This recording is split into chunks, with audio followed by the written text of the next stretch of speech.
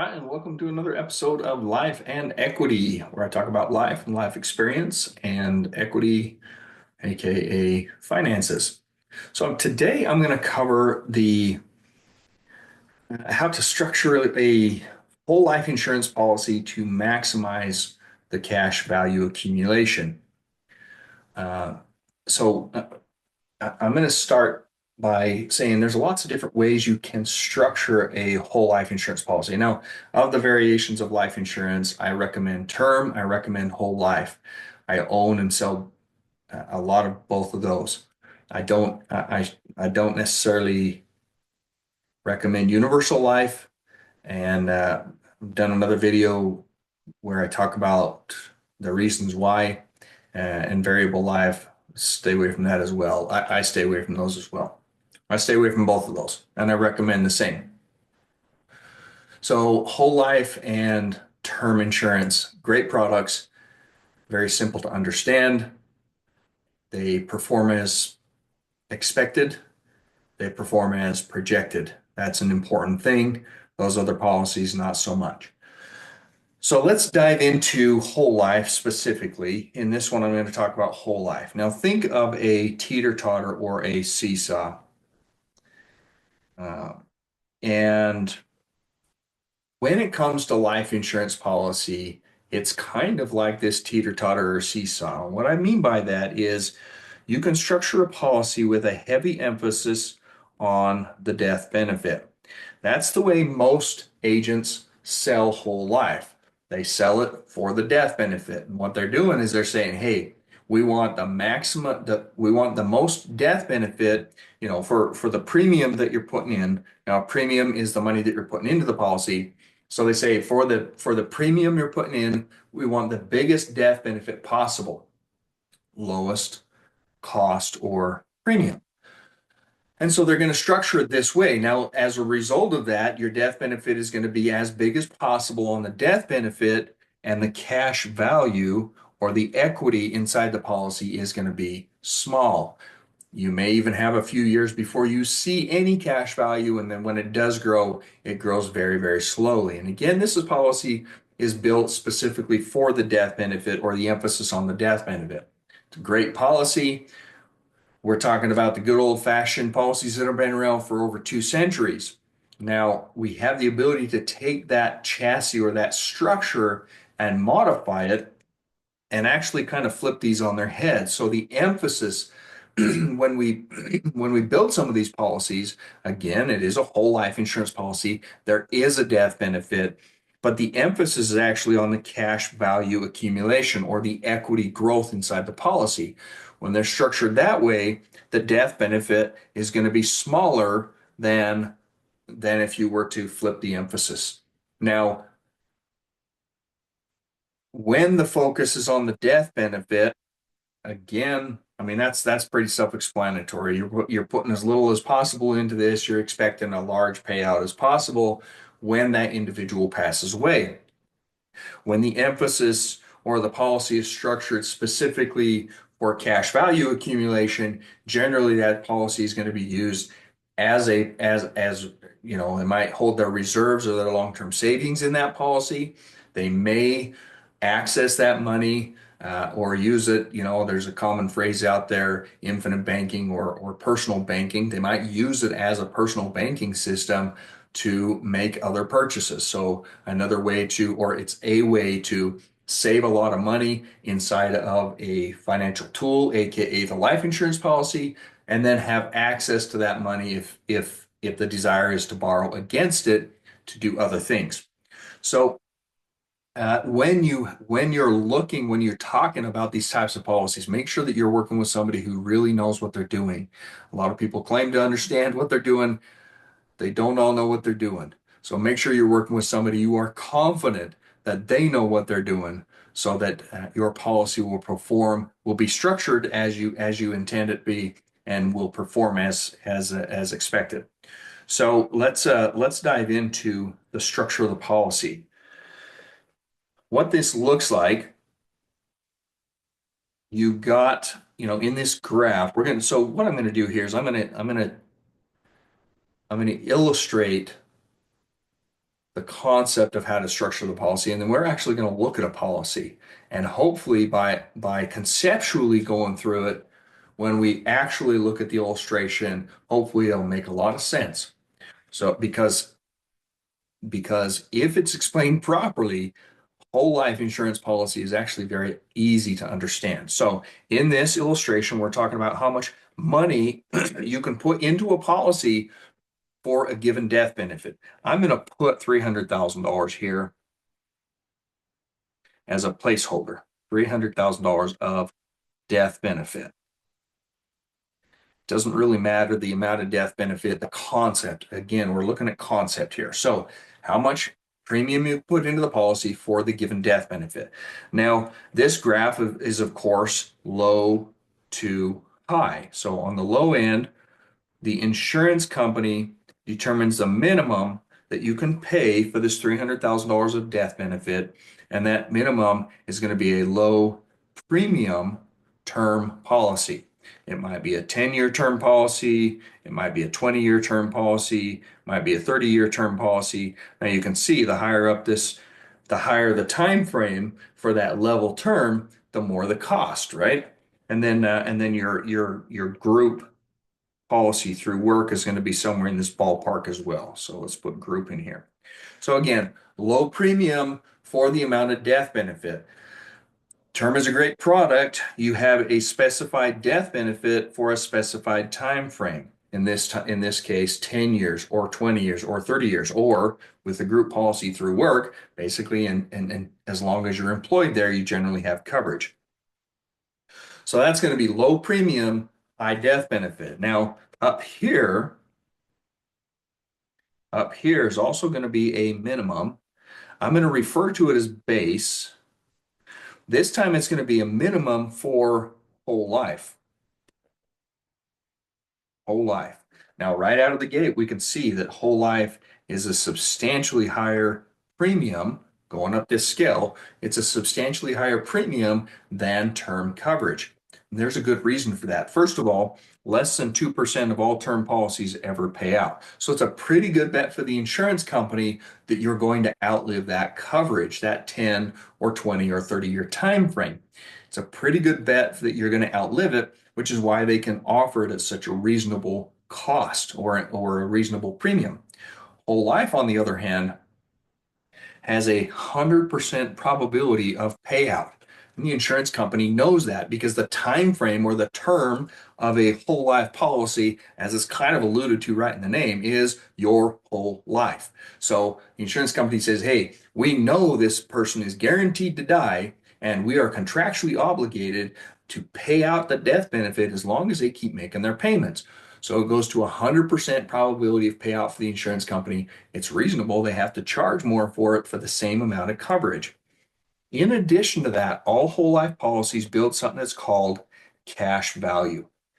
Cash value is the equity, is your equity inside this policy. Now, for those of you who have heard of infinite banking or personal banking or bank on yourself or all those variations of names, this is what they're talking about, is using the cash value as your personal bank. You have access to that cash value at any time for any reason. So it's your equity inside of the life insurance policy. Think of it like, hey, when you go to the bank and you put money in the bank, they call that savings. When you have equity or when you have money inside a life insurance policy, that's called cash value. So that's what you have access to, is that equity. So all whole life policies have cash value. Now, if I stop right there, we're talking about a good old fashioned policy that's been around for over 2 centuries, over 200 years. And this policy, the way I've described it so far, this one would be with an emphasis on the death benefit. So the cash value is very light because again, we're funding it to that minimum or that base amount. Now, one thing you'll notice is you've got a whole bunch of room above the base, and this is all the way up to a maximum contribution amount that I'm going to refer to as a MEC, or a modified endowment contract. MEC is short for modified endowment contract. Now, this is a guideline that's established by the IRS. And what the IRS says is if you put too much money inside this policy based on the death benefit that you have, we know you're doing this as an investment. And if it's an investment, of course, we want a piece of the pie. So they've given us some guidelines, and these guidelines have been in place for decades that say, hey, you can put money into a policy up to this point. If you cross this line, if you cross this point, we want a piece of the pie because we know you're doing this as an investment. But if you stay within our guidelines, it's a life insurance policy. And as a life insurance policy, we don't want to hear it. We don't want to hear about it. It's off of our radar. Okay. Well, that means that as long as we stay within their guidelines and we don't violate their guidelines, then any money that you're putting into the policy, and you put money in after tax, so any money that you're putting into the policy is off the IRS radar forever unless you choose to move it back on. There's a couple of different ways you can do that. First of all, but let me get to this though. The reason I say it's off the IRS radar forever unless you move it back on, meaning you have access to the equity primarily via taking a loan against it. So you have access to the cash value without having to worry about the IRS, including the gains, because you'll have gains on your cash value over and above what you've put into it. You have access to that money without paying taxes because you're borrowing against it. And the IRS does not consider a loan a taxable event. And then the death benefit has always been, up to this point, income tax free to your beneficiary. So literally, you have access to the equity throughout your lifetime. Your beneficiary has access to the death benefit, all tax free. Now, you can pull this back onto the IRS radar by doing a couple of things. First of all, by crossing their line and causing the policy to become a mech. If you do that, and you wouldn't do it on accident, you would do it on purpose. Well, most people do it on purpose. Excuse me. Most of the time it happens on purpose. Okay. You can potentially do it on accident by accidentally throwing too much money into the policy. Ideally, your insurance agent has gone over this with you and specified and told you, do not put more than X into this policy per year. Hopefully they've explained that to you. However, if you disregard their advice and you put too much money into the policy, it can cross this line and become a modified endowment contract. If it does that, you've moved that policy onto the IRS radar. Not all is lost, but it's not ideal. Another way you can move that money onto the IRS radar is if you build up enough equity into the policy and you start ripping money out of it. So remember, I said you have access via a loan, and the loan is not a taxable event. However, if you just rip money out of this account and you rip more money out of it than you have put in, so what you put in is considered basis. If you pull more out of this policy, out of your equity, than you've put into it, you're now dipping into growth. And if you dip into growth, that would be a taxable event. So just keep that in mind. So even if you are ripping money out of it, you may want to stop when you've reached the amount of money that you've put into it, and you may want to switch to loans. That's a possibility. That's a strategy that people do. They switch to loans at basis. So basically they can withdraw up to basis, and then they switch to loans, and then it's never a taxable event. All right, because they're borrowing against their equity, they're borrowing against their gains, they're not pulling their gains out. So let's come back to this. So what I typically do with my clients who want their policy structured this way is we establish an annual maximum capacity that they want to contribute into their policy. And I take that number right there and I structure their policy so that it stays just underneath the IRS guideline and does not cross it. That way, that policy stays off the IRS radar forever. Now, when we structure policy this way, the majority of your premium is going to come up here. This portion of the policy is flexible and it's a specific rider that is added to the policy. Now, this rider, you can see this, like this rider is on a lot of policies, but you've got to structure it in a very specific way. And this is why I say it's important to work with somebody who knows what they're doing and somebody that you're confident that they know what they're doing.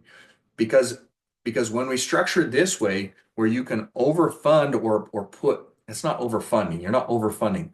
Let me call it supercharge. You're supercharging this policy. You're putting money towards what's called a paid up additions rider. It's a very specific rider that you can add to primarily mutual insurance companies' whole life policies. This rider is it allows you to supercharge your policy. And when you put money towards this component of the policy, the money that goes towards here does two things. First and foremost, it increases your death benefit. So it buys death benefit. It has to. This is an insurance policy. It has to buy death benefit. It's not an investment. You're not investing money.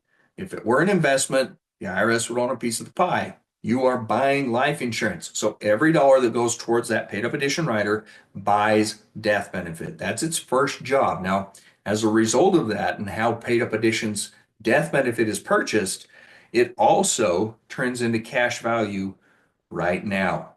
So when this policy is structured properly and funded properly, your cash value will grow day one. Now, a smaller portion of the premium goes towards this base component. I generally make this as small as I possibly can with the understanding that this base premium, this base component of the policy is what is purchasing this initial death benefit and keeping you off the IRS radar. So it has to buy death benefit. So the base premium buys that initial death benefit, keeping you off the radar so it stays a life insurance policy and not an investment. However, I do make this base component as small as possible because this is where the insurance company is recouping their upfront costs primarily. So again, most agents when they start and I would do it this way too. When I structure a policy with the emphasis on the death benefit, with the emphasis or the focus on the death benefit, you're not going to see any cash value for the first few years because 100% of the premium is going towards base. Now, that's great if that's the purpose, if that's the emphasis of the policy, and that's where you want that money to go. And in certain circumstances, it's perfect. Um, However, that base component is where the insurance company does recoup their upfront costs. So that's why you don't see any cash value oftentimes in a policy that's structured specifically for the death benefit. Now, I like to make it as small as possible just because a lot of my clients are looking for that emphasis on the cash value. And uh, there's really like there's no wrong or right way to do this. It's just like what's your goal and objective, and your agent should be talking to you about this. What's your goal and objective? Is it the death benefit? Do you care about cash value? Do you care about equity? Do you care about accessing that? Or is your emphasis on the death benefit? And again, depending on what the purpose of the policy is, you may have one policy structured each way. You may have two different policies, one structured this way, one structured this way. Again, we can get into all kinds of variations there. Just know that the base portion of the policy is where the insurance company is recouping their upfront costs, and that's why I generally make that as small as possible. However, once they've recouped their upfront costs, and it generally happens after about we see it about 3 to 4 years. Sometimes as early as 2, sometimes as late as 5, just kind of depends on, there are a number of factors it depends on. But once they've recouped their upfront costs, then the premium that you're pushing towards this base component also builds cash value. So what I like to say is this premium kicks in and builds your cash value later. Again, 100% of the premium is going towards buying death benefit. It's just a matter of how it converts it or how it comes back around because all whole life policies have cash value. So hopefully this is beneficial. Now we're going to look at an illustration and we'll be able to see these different components. So we've looked at it conceptually. Now we're going to actually look at an illustration. I'll show you how this plays out. So here I've got a sample client. This individual is 45 years old. Let me get a different color. This individual is 45 years old, and they want to contribute $20,000. So remember I said we talk about a maximum annual capacity. So in this case, the client says, hey, I want to put up to $20,000 into the policy. Now, going back to this, just one real quick thing. Going back to this graph here. Now, if the policy is structured and you're maxing out your policy, you're paying as much premium as you can. Let me get a black here. You're paying as much premium as possible for the amount of death benefit. On the one side, we said, hey, if you're structured for death benefit, then you're going to put as little premium for the size of death benefit as you can. If you're structuring at cash value, you're putting the maximum premium for the lowest death benefit possible and still keeping you off the IRS radar. So that's how this policy is structured. So in this case, we said, hey, I want to be able to put $20,000 a year into this policy. Okay, for the ability to put $20,000 a year into this policy, you need to have $355,261 in death benefit to keep you off the IRS radar in this case. Okay. And this is just one insurance company's illustration. All the insurance companies are going to be slightly different. So for this case right here, this is all regarding that base premium. So essentially of that $20,000, you can see that $4,798 or just shy of $4,800 a year would buy you that $355,000 of death benefit. Now, if I stop right there, we're talking about the good old-fashioned life insurance policy. However, in this case, we do want to supercharge it. We want to fund those paid up additions. But if you're looking at this and saying, what is the minimum that I can pay for this? Well, in this case, with this 45-year-old male, it would be about $4,800 with the ability to go up to $20,000. And you've got the flexibility to adjust that. Here again, depending on the life insurance company, you've got either a lot of flexibility or limited or restricted flexibility. And each company's illustration software or their product is just slightly different, or how they illustrate it might be slightly different. This is just one insurance company. This is a great one, actually, and one that I've got a number of policies with myself. So again, this is all base. So I'll make that distinction. Base premium, and this down here is the paid up addition rider premium. So going back to that illustration, I showed you the base, I showed you the overfunding. So in this case, the paid up addition premium, you got the capacity to do $15,202. 4798 plus 15,202, that is $20,000. So there's the split right there. Now you got the flexibility to pay zero into that per year or up to 15,202.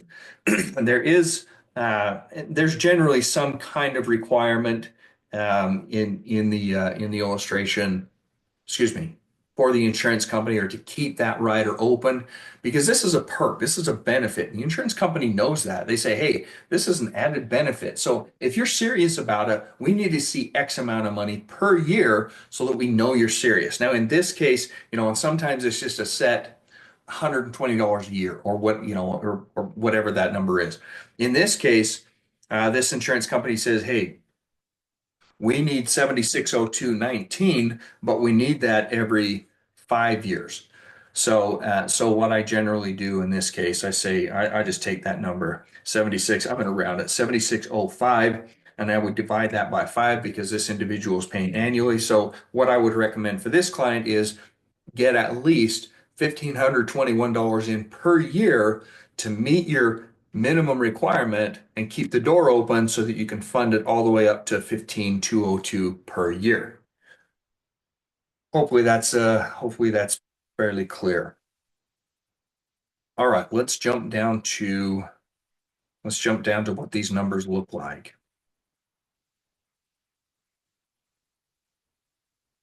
So I said these whole life insurance policies are simple to understand. So let's break this down. This is the basic ledger, the breakdown. So again, there's that $20,000, there's that 355 in death benefit. That's where it starts. Keep that in mind. 355 is where it starts. So we started at age 45. That's where we put the sample client's age. So what we're looking at here in year one is the end of year one. So you had this policy for a year. This is what took place. Now, this right here, these two numbers right here, that is that base premium that we looked at before. If you add those two numbers together, that's going to be that 47.98. And then there's that paid up addition premium of 15,202. That's that supercharged premium to get you a total premium of $20,000 here. With whole life, you've got guaranteed and you've got non-guaranteed. And you'll see this on universal life policies as well. Pay close attention to the guarantees on universal life policies. If you don't understand that or it wasn't described to you, please get clear on it because you could have an issue with that thing that you like an issue that's going to sneak up on you or potentially sneak up on you, and you want to be aware of it.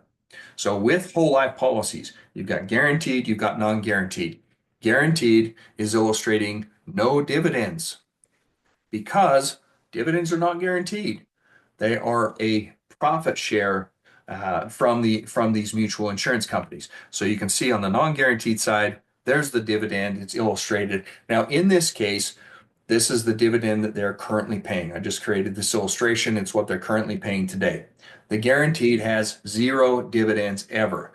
Now, this insurance company in particular, Pay Mutual, they've been in business for over 175 years and paid dividends consecutively for over 175 years. So I like to make two assumptions. I always talk to my clients about this. I said, we're going to make two assumptions about the dividend. The first assumption is because the dividends are not guaranteed, your dividend is going to be different than what's illustrated. It could be higher, it could be lower, but it is going to be different because company profitability fluctuates year to year. So what you're seeing here is not exact. It's just what it looks like today if they paid the exact same thing. We know they're not going to. So first assumption is your dividend is going to be different than what is illustrated. Is that a fair assumption? I've always heard yes, that's a fair assumption. The second assumption, after paying dividends for, in this case, well over a century, coming up on almost 2 centuries, and never missing a dividend, there's a high probability that they're going to pay a dividend. Is that a fair assumption? Yeah, that's a fair assumption. And again, the guaranteed says zero dividends ever. Never a dividend. So that's like saying this is the worst case scenario that's never happened in over 175 years. It's not happened once yet in over 175 years, but it could happen. All right. So what we talked about is you put your $20,000 in. A large portion of that is paid up additions. And what I said is its first job is to buy more death benefit. So what you'll notice here, over here on the death benefit here, your death benefit at the end of year one is $393,000. If you recall, it started out as $355,000. So your death benefit increased by nearly $40,000 in the first year. That's because you paid additional premium into the policy then was required. You supercharged the policy. You put that $15,000 in this case, and it purchased $40,000 of death benefit. And it also come back and is usable cash value to the tune of $15,554 at the end of year one. Now, of course, that does include that dividend. On the guaranteed side, no dividend, you're talking about $15,170. So there's the first year and how it played out. Now, if we look at year two, you drop another $20,000 in, your death benefit grows again, your cash value goes to $32,000. Then the next year it's $52,000, then 74, 80, 98, and so on. So down here to year 10, You put in $20,000 per year. Your cash value is now $237,000. Now remember, whatever your cash value is, that's your usable equity. That's the in a whole life policy, that's the amount of money that you can cancel the contract and walk away with. Okay, it's a little bit different with universal life policy. With universal life policies, you have an account value and you have a surrender value, and those are two different numbers. Pay close attention to that. That surrender value, that's the amount of money that you have in there. The account value is what they say you have, but if you go to the bank and they tell you, hey, you've got $100,000 in here, and you say, well, how much can I have access to? And they say, well, you do $10,000. And you say, well, under like what circumstances do I have to do to get to the 100,000? Well, you have to be with us for 15 years in order to get that money. But if you want it now, you actually have access to $10,000. Well, then how much money do you have in there? You got 10,000 bucks because that's what you can walk away with, right? With a whole life policy, your account value and your surrender value are the same thing, and it's called cash value. So way, way simple. So in this case, at year 10, $237,761 is cash value. That's also the surrender value. So if you called and said, hey, I no longer want this contract, that's the amount of money that you would walk away with. Pretty cut and dried. Death benefit is now sitting at $766,000. So it more than doubled. So in 10 years here, the, the death benefit more than doubled. The cash value is in excess of what you contributed because $20,000 times 10 is $200,000. Your equity is $237,000. That's your equity. That's what you have access to. That's what you could walk away with. Hopefully this is beneficial. Even on the guaranteed side, no dividends ever, you've nearly broken even at year 10, which is pretty dang phenomenal, especially because your death benefit still almost doubled in that time frame. All right, we'll keep going down here. Oh, one other thing here. Increase in total cash value. This is the year over year growth of your cash value. Now, not every company's illustration has this number. But in this one in particular, you can see that in the first year you put in $20,000, your cash value grows by 15. In the second year you put in $20,000, your cash value grows by 17. Third year you put in $20,000 and your cash value grows by $20,253. So remember what I said is the insurance company is recouping their costs on the base portion of your premium. So in this case, in the third year, and I told you it takes usually 3 to 4 years. We see when there's that turning point. In this case, it's year 3, where in the third year you put that $20,000 in, and your cash value grows by more than your cumulative or total premium for that year. Put 20,000 in, it grows by 253. At the end of at 10 years here, you're still putting in $20,000, but you can see that in that year, the cash value, the equity grew by $30,000. That's not a bad deal, and that's pretty sweet. All right, continuing to move down. The longer you have these policies, the better they continue to grow and perform. You can see that year over year growth, growing, growing, growing. Wait a minute, something happened here. It went from $48,000 down to $35,000 year over year growth. Well, let's take a look at what happened over here. Now remember that MEC line. Remember that IRS guideline that we said we want to avoid. Well, with these whole life policies, they start to grow so aggressively that if you continue to fund this policy at $20,000 per year, it would actually cross that IRS guideline in year 19. So what do? Well, we put less money into it. How's that for you? So in this case, at 64 years old, we said, hey, why don't you stop putting so much money into your policy? In fact, drop it from 20,000 down to about 4,800. But hey, no problem though, because your cash value is still growing by over $30,000 per year. Not a bad deal.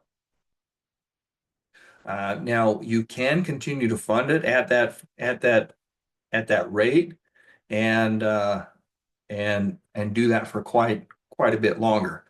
I did in this case turn it off. And the reason I did that is because it's likely in retirement, when you're no longer earning, you're starting to take distributions of your assets, you may not want to fund your policy. So I did a variation of this where we actually stop funding the policy altogether. It's called a premium offset. Now, the premium is technically still being paid, and you can see that on over here, but it's being paid out of the growth of the policy. So in this case, you can see here your premium outlay and your cumulative premium outlay. Premium outlay is the year over year contribution. Cumulative premium outlay is your total premiums that you've put in, all of the years put together. That's your cumulative premium outlay. So what I said here is we're gonna slow down at age 64. We're going to stop at age 67 altogether. So no more outlay. And you can see here the cumulative premium outlay does not change moving forward because we've stopped all premiums out of pocket. Now, again, the premium is still being paid for. It's just being paid for from the internal growth of the policy. Here's your cash value column right next to that. You can see you've got a substantial amount of equity over and above what you've put into it. Also, this year over year growth, it doesn't slow down, which is fabulous. And your death benefit, geez, your death benefits, look at 1.3 million out by that time frame. So it's realistic to be able to say, hey, if my policy is growing at, let's say, $39,000 per year, uh, why couldn't you just turn that on as an income stream if you wanted to? Certainly a possibility.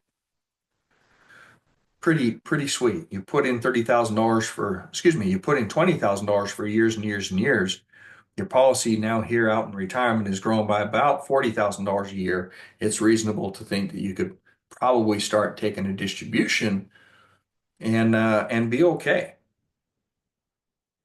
But in this case, we're not showing a distribution. We're just showing stopping premiums. And you can see that that cash value continues to increase at a very substantial pace here into the 70s, 80s, 90s, 95. There's 100 years old right there. This is your equity, keep in mind, and your death benefits over here in this last column here, and it keeps growing as well, quite nicely. So again, this is just an illustration to show conceptually how to structure the policy, how your policy should be structured if you're looking for cash value accumulation. If you're looking for death benefit, it's going to be structured differently. You're not going to have the paid up additions, okay? Or it's going to be minimal paid up additions relative to for that base and paid up addition premium. Now in this case, this is a very lean policy. This is going to perform very well when it comes to cash value accumulation. And we can also see the difference or the ratio, let's say the ratio of base to paid up additions. Base was about 4,800, paid up additions was 15,200. So you're talking almost actually better than a 75% paid up additions ratio compared to the death benefit. Now, we haven't always been able to illustrate it this lean. They changed the guidelines. They changed the uh, the guidelines, and everybody had to reprice their products and restructure their products according to the new guidelines. Now, the guidelines have been in place for decades, but they just tweaked them slightly a few years ago, which allows us to make these policies even more lean. It used to be that we could only make them about 40% base, 60% paid up additions to keep them off the IRS radar. Now we're able to make them more lean, which allows us to push more into paid up additions, less into base, if that's what you're looking to do. Hope this was helpful. Please like and subscribe if you found it beneficial. Share it, of course, and feel free to leave comments if you'd like me to cover any specific topics or dive deeper into specific topics. I'm happy to do that. Again, hope this was helpful. Sure appreciate all the support for the channel. And until next time, talk to you soon. Bye-bye.